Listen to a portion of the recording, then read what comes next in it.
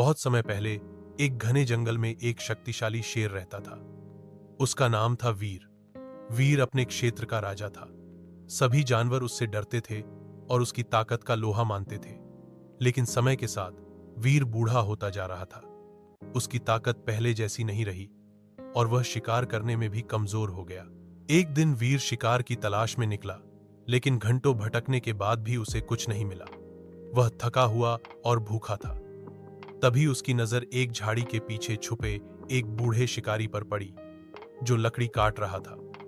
वीर ने सोचा कि यह इंसान बूढ़ा है, शायद इसका मुकाबला कर पाना आसान होगा। लेकिन जैसे ही वीर उस शिकारी की ओर झपटा, शिकारी ने तुरंत अपना भाला उठाया और पूरी ताकत से शेर की ओर फेंका।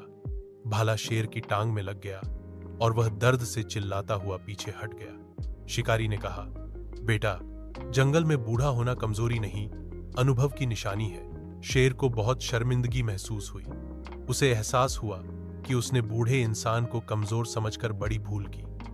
वह लंगड़ाते हुए वापस अपने गुफा में गया और उस दिन से उसने किसी को कमजोर समझना छोड़ दिया। कुछ दिनों बाद एक छोटा सा खरगोश शेर के पास आया और बोला, शेरराज, क्या आप मेरी मदद करेंगे? हमारे बिल के पास एक अजगर आ गया है।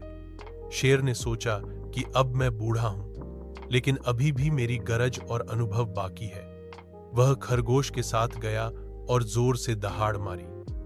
अजगर डर के मारे वहां से भाग गया। जंगल के सभी जानवर फिर से वीर की इज्जत करने लगे।